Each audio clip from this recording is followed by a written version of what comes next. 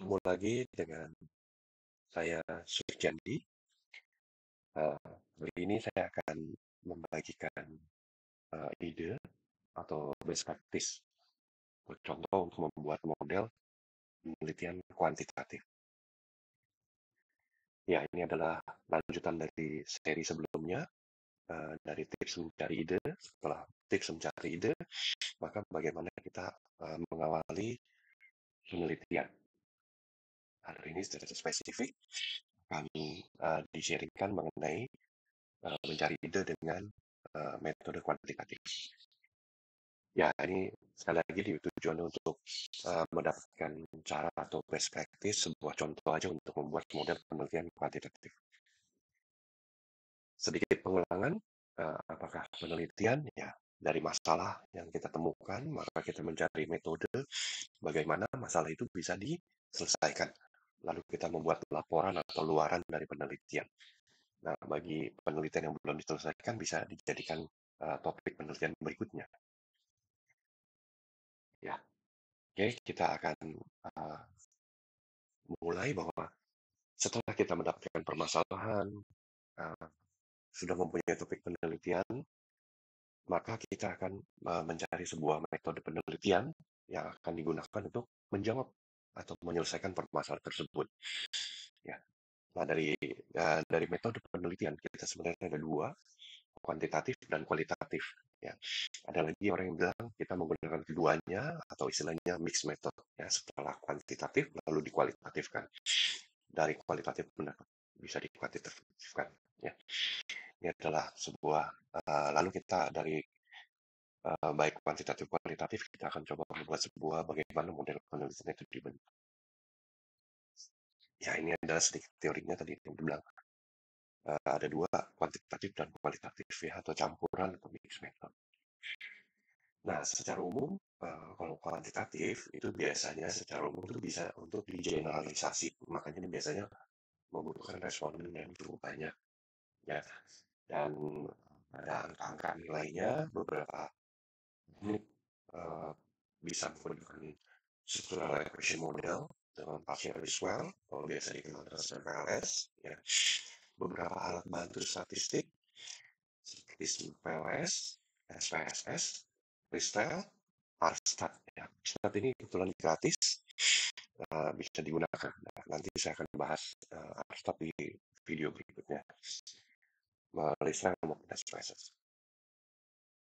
Nah, mencari model teori dan penggunaannya. Jadi, model teori ini biasa digunakan untuk penyelesaian sebuah permasalahan yang kita temukan.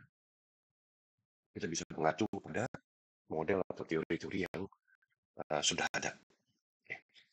Ya, gimana sih caranya mendapatkan itu gitu ya? Biasanya pertanyaannya seperti itu. Kita bisa mencari dari literatur sebenarnya 10 sampai 20 literatur kita cari. Kita lihat dari penelitian-penelitian yang sudah dilakukan sebelumnya. Ya. Dari sana kita akan mendapatkan variabel faktor-faktor yang mereka gunakan, model-model penelitian yang mereka gunakan, bahkan indikator, bisa menemukan juga permasalahan dari yang mereka alami gitu, yang mereka maksudnya mereka akan selesaikan permasalahan tersebut gitu ya. Lalu kita juga bisa menemukan limitasi penelitian yang dapat digunakan untuk sebagai penelitian selanjutnya. Ya, ini jadi melanjutkan penelitian mereka. Nah, beberapa contoh model-model atau teori yang ada yang sudah pernah, kebetulan yang ini sudah pernah saya gunakan di dalam publikasi saya. Ya, seperti Individual Entrepreneurship Orientation atau singkatannya IEO atau IEM ya, Entrepreneurship Event Model. Ini model-model yang sudah ada, udah baku bisa digunakan. Customer Online Experience, Digital Customer Experience, Teknologi Acceptance Model, UTAUD ya, The Pakarian Expert Model, TPB dan lain sebagainya. Model-model teori yang sudah baku ini bisa kita masukkan, kita tambahkan untuk pengembangan model gitu ya. Kita lihat berikutnya. Nah, ini contoh aja diambil dari sebuah artikel dan mereka sudah menjelaskan hubungannya. Jadi ini dari artikel yang sudah terpublikasi, di mana perceived desirability itu mempunyai hubungan dengan entrepreneurship intention. Propensity to act mempunyai relationship, hubungan, dan sudah jelas secara teori pada paper ini. Ya, begitu juga perceived visibility. Jadi, di paper yang sudah terpublish ini, hubungan relation antara dua variabel ini sudah dijelaskan. Lalu pada artikel kedua, kita melihat ada personal attitude, subjective noun, perceived behavioral control yang juga ternyata mempunyai hubungan dengan entrepreneurship intention. Bahkan di sini ada sebuah variabel baru lagi yang namanya entrepreneurship behavior. Ya, nah, dari artikel kedua ini kita sudah melihat sebuah pengembangan model. Nah, bisakah kita membuat model-model dari apa yang sudah dibuat oleh penelitian-penelitian sebelumnya? Ya, ini hanya sebagai contoh aja, sebagai best practice dari dua artikel tersebut yang sudah menjelaskan bagaimana hubungan dua variabel itu terjadi. Kita coba membuat model penelitian baru yang akan kita gunakan gitu ya. Dari dua model penelitian baru ini bisa dilihat kita bisa menciptakan sebuah model baru. Nah, ini hanya sebuah contoh aja best practice supaya kita bisa lihat mempercepat aja sih ya. Dari sini kita bisa lihat hubungan antar faktornya sudah ada di artikel sebelumnya. Jadi kita bisa gunakan teori mereka untuk menciptakan uh, model yang barunya. Nah, mudah-mudahan ini bisa menjadi apa ya, menjadi sebuah insight buat kalian bagaimana sih model baru itu bisa diciptakan gitu loh. Nah, pada dasarnya sebenarnya dalam membuat model penelitian ini kita harus bisa menjelaskan bagaimana relation dua variabel itu terbentuk gitu loh. Karena sudah dijelaskan pada artikel-artikel sebelumnya, jadi kita bisa ambil, kita buat sebuah model baru di mana entrepreneurship intention itu uh, mempunyai uh, variabel dependent yang uh, independen ya, variabel independen bukan hanya tiga atau bahkan bisa lima ya. Nah ini hanya sebagai contoh atau insight buat pembentukan model penelitian yang baru. Nah ini adalah model lain lagi yang bisa kita gunakan. Umpamanya kita kalau tadi kan management intention. Nah ini kalau kita mau menggunakan faktor dan hexa, silahkan bisa digunakan juga. Dan di sini faktor-faktornya sudah disebutkan. Ada uh, integrity, availability, authenticity, position, utility, and confidentiality.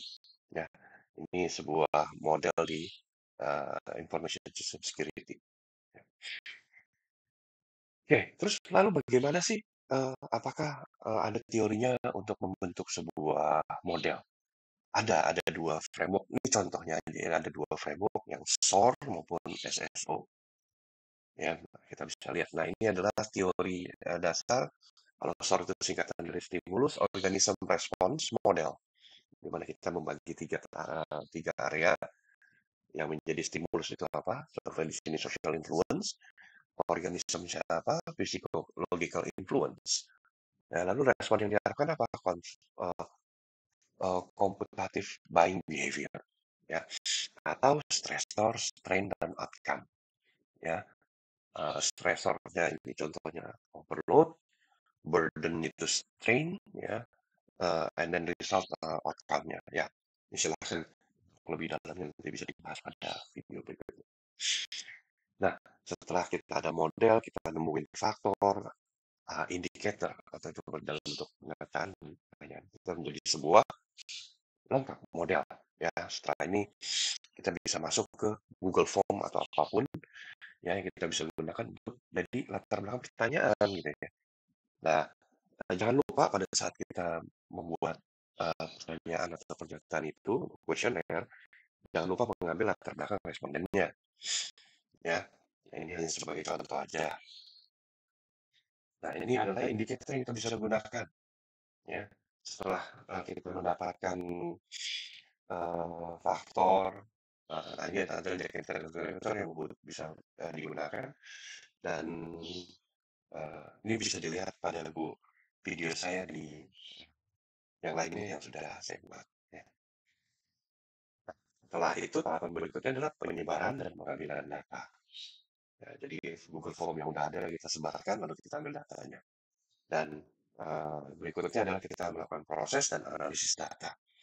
Ya, ini juga bisa dilihat nanti di video saya yang sudah saya buat. Ya.